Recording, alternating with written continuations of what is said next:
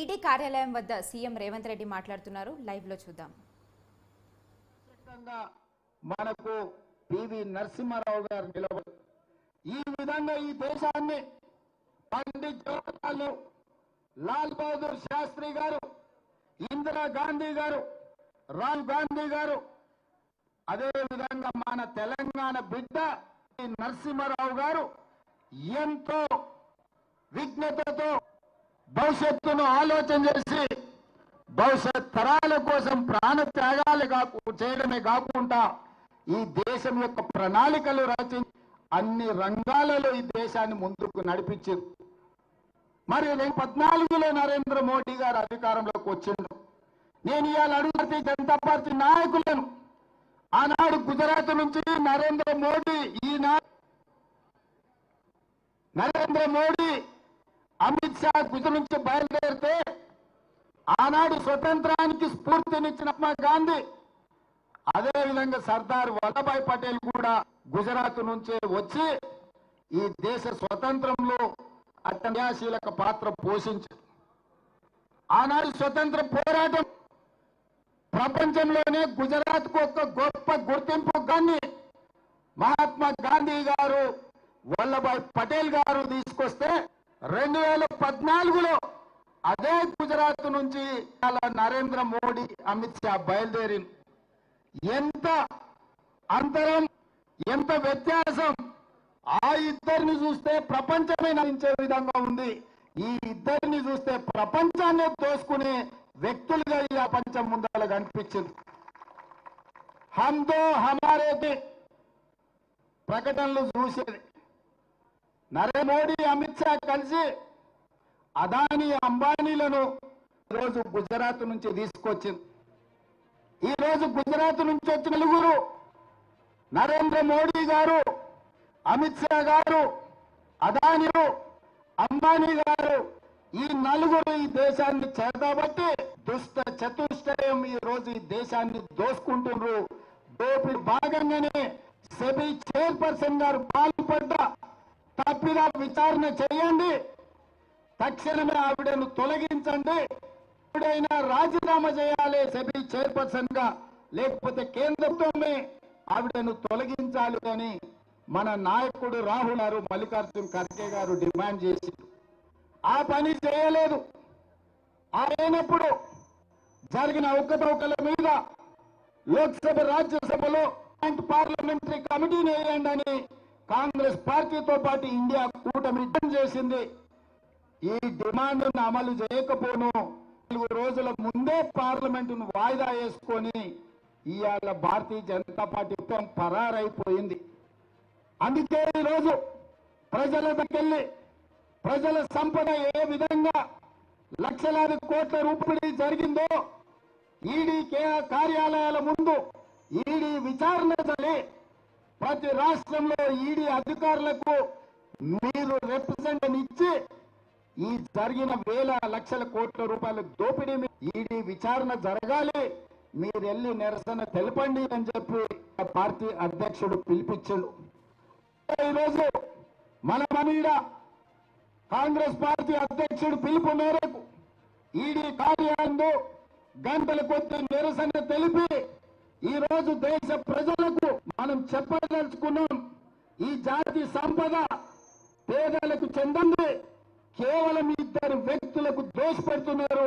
మరో ఈ వ్యక్తులన్న సంగతి ఇవాళ ప్రపంచానికి చెప్పాలి, ప్రపంచానికి తెలియ ఈ రోజు మనం నిరసన కార్యక్రమంలో కూర్చున్నాం.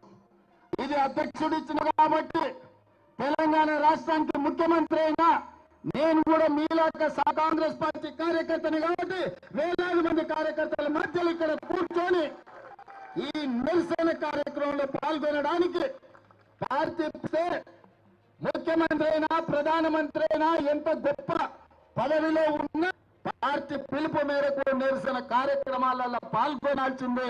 అధ్యక్షుడు ఆదేశం మేరకు ఇవాళ ముఖ్యమంత్రినైనా నేను ఇక్కడికి వచ్చి నిరసన కార్యక్రమంలో కూర్చున్న ఇది ప్రజా సంపద దోపిడీ. ఈ దోపిడీని అడ్డుకోవాల్సిన బాధ్యత ప్రతి కాంగ్రెస్ పార్టీ కార్యకర్త మీద ఉన్నది.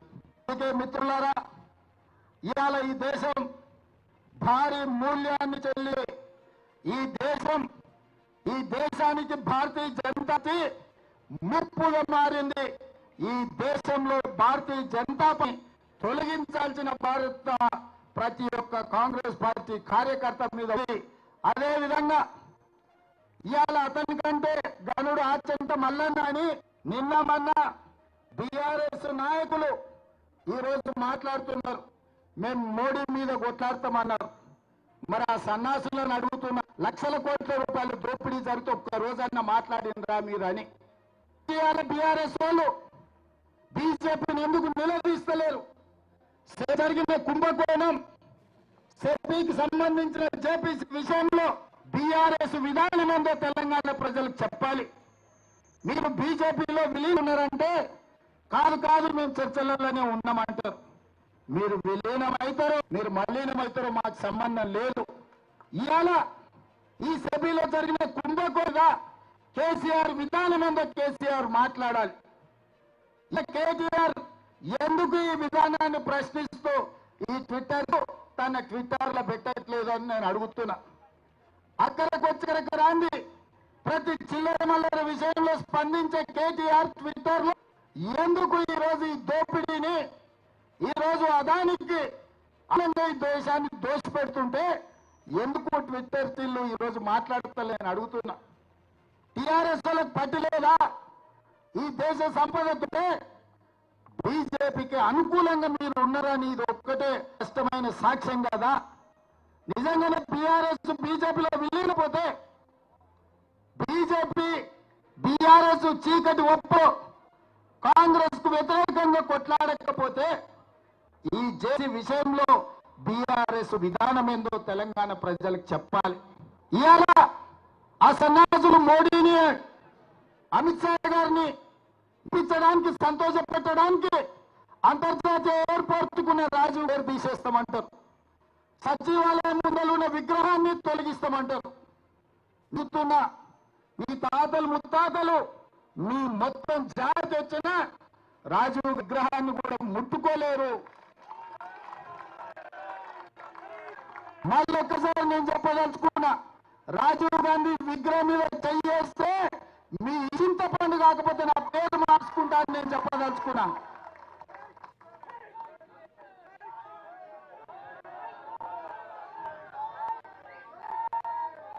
ఆసామాసిగా అల్లా తప్పగా అక్కడ ఎవరో ఆ విగ్రహం అని మీరు అనుకుంటారేమో. మేమే పెట్టినాం. ఒక పక్కన అమర స్తూపం, ఇంకొక పక్కన తెలంగాణ పరిపాలన అందించే సచివాలయం, ఆ మధ్యలో రాజీవ్ గాంధీ విగ్రహం. లక్షలాది మంది దేశం యొక్క స్వతంత్రం కోసం ఈ దేశ సంపదను కాపాడే ప్రతి యువతకు ఆదర్శంగా వ్యక్తి రాజీవ్ గాంధీ. అందుకే వారి విగ్రహాన్ని అక్కడ పెట్టుకున్నాం. నెక్లెస్ రోడ్డు మీదకి వచ్చే లక్షలాది మంది రాజీవ్ గాంధీ గారిని చూసి వారి విగ్రహాన్ని చూసి స్ఫూర్తి పొందాలి. వారి విధానాలు తెలంగాణ రాష్ట్రానికి స్ఫూర్తినివ్వాలి. తెలంగాణ రాష్ట్రం ఆ పదం వైపు నడపాలి అన్నది మా ఆలోచన. అటు పక్కన అంబేద్కర్ విగ్రహం, ఇటు పక్కన ఇందిరాగాంధీ గారి విగ్రహం, ఇంకొక పక్కన పివి నరసింహారావు విగ్రహం. లేని విగ్రహం వల్ల రాజీవ్ గాంధీదే. అందుకే లక్షలాది మంది కాంగ్రెస్ పార్టీ కార్యకర్తల ఆలోచనలో భాగంగా మా ప్రభుత్వం, మా మంత్రివర్గం అక్కడ రాజీవ్ గాంధీ గారి విగ్రహం ఎవడు తొలగిస్తాడో రావాలి, తారీఖు చెప్పాలి అని చెప్పి చెప్పదలుచుకున్నా.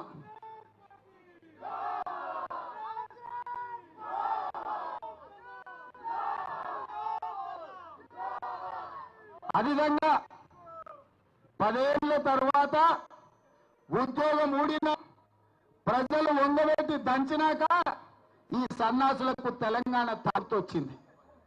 అక్కడ తెలంగాణ తల్లి వెళ్తే బాగుంటుందని ప్రజలకేమో తెలంగాణ తల్లిని పెట్టాలంటుడు. ఆయననేమో మా అయ్య విగ్రహం పెట్టుకుందాం అనుకుందాం, రాజీవ్ గాంధీ విగ్రహం ఎట్లా పెట్టారు అంటాడు. అందుకే తెలంగాణ తల్లి అంటే సోనియమ్మ తెలంగాణ తల్లి. ఆమె జన్మదినం డిసెంబర్ 9 నాడు. తెలంగాణ రాష్ట్ర ప్రకటన డిసెంబర్ 9, 2009 కేంద్ర ప్రభుత్వం మన్మోహన్ సింగ్ గారి నాయక చిదంబరం గారు ప్రకటన చేసి అక్కడ ఇక్కడ కాదు, ఈ రాష్ట్రాలను అందిస్తున్న సచివాలయం లోపట, బయట ఎక్కడో సచివాలయం లోపట డిసెంబర్ 9 నాడు తెలంగాణ తల్లి విగ్రహం పెట్టే మేము తీసుకుంటాం. ఈ సన్నాసులు 10 ఏళ్ళ అధికారంలో ఉన్న తెలంగాణ తల్లి విగ్రహం పెట్టలే. 10 నెలలనే తెలంగాణ తల్లి విగ్రహాన్ని పెట్టి ఆ తెలంగాణ తల్లికి నిజమైన వారసులమని నిరూపించుకునే బాధ్యత ప్రతి కాంగ్రెస్ పార్టీ కార్యకర్తదని నేను చెప్పదలుచుకున్నా. అందుకే మిత్రులారా, ఇవాళ మనం రైతు రుణమాఫీ చేస్తే రైతులను రెచ్చగొట్టాలని వాళ్ళ కర్తలు రైతుల ముసుగులో ధర్నాలు చేస్తారు. నేను ఒకటే మాట చెప్పదలుచుకున్నా, ఏ రైతుకు రుణం రాకపోయినా, రుణం మాఫీ కాకపోయినా, ఏ రైతు సమస్య ఉన్నా ప్రతి కలెక్టర్ కార్యాలయంలో అధికారులను కౌంటర్ కూర్చోబెట్టి మీ సమస్యలు అక్కడ చెప్పుకోండి, వాటిని పరిష్కరించి మీకు రుణం చేస్తామని చెప్పినాం. ఆల్రెడీ మా ఆర్థిక మంత్రి భట్టి విక్రమార్క గారు నేను 18,000 కోట్ల రూపాయలు వ్యవసాయ శాఖ ఖాతాలో వేసినాం. అక్కడి నుంచి రైతుకు పంపించండి. మిగతా 12,000 కోట్ల రూపాయలు కూడా 2 లక్షల పైన ఉన్న వాళ్ళను మీరు 2 లక్షల పైన ఉన్న ఏదైతే బకాయి బ్యాంకు కట్టండి, మిగిలిన 2 లక్షల రూపాయలు మేము కడతామని చెప్పినాం. ఆ రెవెన్యూ మంత్రి గారు కూడా మాట చెప్పినారు. ఇవాళంటూ శ్రీనివాస్ రెడ్డి గారు ఇంకా 12 అల్లగడతామన్నాడని, భట్టి గారు 7,000 కోట్లే మేము ఇచ్చినామన్నారని, అన్ని తప్పుడు రాతలు, కారు కూతలు. అందుకే రైతులకు నేను ఒక్కటే మాట చెప్పగలను, రోడ్డు ఎక్కాలెందుకు, ధర్నా చేయాలెందుకు, మీకు ఆ కష్టం ఎందుకు వచ్చి 6 నెలల లోపల 31,000 కోట్ల రూపాయలతోటి లక్షల వరకు రైతులకు రుణమాఫీ చేస్తామని 15 ఆగస్టు లోపల చేస్తట్టించిన మేము 18,000 కోట్ల రూపాయలు చెల్లించినాం. నగదు అందుబాటులో పెట్టినాం. మిగతావి కూడా మాఫీ చేస్తామన్నాం. ఈ సభలో నమ్ముకొని రోడ్ల మీద తిరిగితే ఆయాసమే వస్తుంది. మీకేదైనా సమస్య ఉంటే కలెక్టర్లను కలవండి, వ్యవసాయ శాఖ అధికారులను కలవండి. ఈ ప్రభుత్వం ఉన్నదే మీకోసం. ఈ ప్రభుత్వ సమస్యలను పరిష్కరించడానికి ఉన్నది. ఈ ప్రభుత్వం ప్రజాపాలనది. అందుబాటులో ఉన్నాం. పొద్దున్న లేస్తే వేలాది మందిని మేమందరం కలుస్తున్నాం. నేను అడుగుతున్న ఇవాళ తెలంగాణ సమాజాన్ని, ఎన్నడన్నా 6 నెలలకు ఒక్కసారైనా కేసీఆర్ మొక్క ఫామ్ హౌస్ లో బోర్లు వండుకునేటోడు ఇవాళ 18 గంటలు నేను మా మంత్రులు గ్రామాలు తిరుగుతూనే ఉన్నాం కదా, వచ్చిన వాళ్ళని నలగుతూనే ఉన్నాం కదా, మీ సమస్యలు వింటూనే ఉన్నాం కదా, మీ అసలు పరిష్కరిస్తూనే ఉన్నాం కదా. మీరు ధర్నా చేయాల్సిన అవసరమే, నిరసన తెలపాల్సిన అవసరం ఏముంది? ప్రభుత్వం విననప్పుడు ప్రభుత్వం మీ మాట ఏం జరుగుతుందో కనుక్కోను మీరు నిరసన తెలపొచ్చు, ధర్నా చేయొచ్చు, రాష్ట్ర రోకో చేయొచ్చు. కానీ ప్రభుత్వమే మీ దగ్గర ఉండి ప్రభుత్వం వింటున్నప్పుడు, ప్రజా పాల్గొతున్నప్పుడు, ప్రజా భవన్ లో ప్రజల సమస్యల్ని 2 రోజులు మా అధికారులు మా చిన్నారెడ్డి గారు తీసుకుంటున్నప్పుడు మీకెందుకు కష్టం రైతులారా అని నేను చెప్తున్నా. అందుకే 10 ఏళ్ళు మిమ్మల్ని దోసుక తిన్నారు. కాకులాక గద్దల్లాక మీరు అంశాలను పీల్చి పిప్పి వేసిన ఈ సన్నాసులు మళ్ళీ ముసుగులో దొంగలు వేసుకొని ఇవాళ మళ్ళా మీ దగ్గరకు వచ్చి మభ్య పెట్టాలని చూస్తారు. ఈ దోపిడీ దొంగలే కదా ఈ 10 ఏళ్ళు మిమ్మల్ని దోసుకున్నది. ఈ కేసీఆర్ ఈ రామారావే కదా మిమ్మల్ని కొల్లగొట్టింది. ఆ కొల్లగొట్టిన సభలను 6 నెలల కింద మీరే కదా బొందబెట్టింది. మరి ఆ పెట్టినోళ్లను మళ్ళా గ్రామాలకు ఎట్లా రాణిస్తున్నారు మీరు ఒక్కసారి ఆలోచించి రైతులకు విజ్ఞప్తి చేస్తున్నా. మాయ చెయ్యాలని, మిమ్మల్ని మోసం చెయ్యాలన్నదే వాళ్ళ ఆలోచన. 10 ఏళ్ళలో వాళ్ళు ఎంత, 10 నెలల్లో మేము ఇచ్చింది ఎంత? అమరవీరుల స్తూపం చర్చ చేద్దాం రాండి. రాజీనామా చేయాల్సి వస్తుందని తాటి జరిగింది కానీ ఆయన పారిపోయి ఇవాళ కొత్త మాటలు చెప్తుడు. అన్నిటిపేటలో మా మైనంపల్లి పోయిండు, రా మాట్లాడటమే చూద్దామని. ఆ ట్యాంకర్లో కూడా పోలే. ఇక నెక్స్ట్ మళ్ళీ జగన్ ఉన్నాడు, జగన్ వస్తాడు తొందరపెట్టి జగన్ అని దోల్తా. వాళ్ళే అబద్ధాలన్నీ సోషల్ మీడియాలో పెడతారంట. గట్లనే నరేంద్ర మోడీ గారు వాట్సాప్ యూనివర్సిటీలో పెట్టిండు 400 అన్నాడు. నీళ్ళనే చెప్పిన 240 అవునా? ఒక్క సీట్ అని ఎక్కువ వచ్చిందా? సరిగ్గా గంతే వచ్చింది. రెండోది అప్పుడు చెప్పిన ఎన్నికల్లో వచ్చినప్పుడు నువ్వు శాతం అయితే మునగాను అయితే ఒక సీటు గెలువురా అబ్బా అని అన్నానా? సరేగా నేను అన్నది బీఆర్ఎస్ కు ఒక్క సీటు కూడా పార్లమెంటు దక్కని ఆ మాట మీద కాంగ్రెస్ పార్టీ కార్యకర్తలు 7 ఇట్లలో డిపాజిట్లు కొట్టారు, 15 ఇట్లలో 3 అని నెట్టారు. ఇది కాంగ్రెస్ శక్తి, కాంగ్రెస్ పార్టీ కార్యశక్తి. అందుకే ఈ రోజు మీకు వచ్చేసారి ఆ 39లో 9 కూడా చెప్పే నా సన్యాసులకు చెప్పదలుచుకున్నా. 10 ఏళ్ళు ఎలుగబెట్టిందని 10 ఏళ్ళు తెలంగాణను తలగబెట్టినోడు 10 నెలలు కాకముందే ప్రభుత్వం మీద పడి ఏడుస్తున్నాడంటే కాంగ్రెస్ పార్టీ కార్యకర్తల ప్రజలకు వివరించాల్సిందిగా కోరుతున్నా. ఏది ఏమైనా ఇన్ని గంటలు ఇక్కడ ఉండి ఖర్గే గారు, రాహుల్ గాంధీ గారు పిలుపు మేరకు కార్యాలయం ముందు నిరసన ధర్నాలో పాల్గొని దేశంలో జరుగుతున్న ప్రధాని అదాని దోపిడీని అడ్డుకోవడానికి వచ్చినందుకు మిమ్మల్ని అందరినీ మనస్ఫూర్తిగా అభినందిస్తూ అక్కడ ప్రధాని అయినా ఇక్కడ బీఆర్ఎస్ అయిన దోపిడీకి వ్యతిరేకంగా మనం కొడం. కార్యకర్తలందరూ అప్రమత్తంగా ఉండాలి.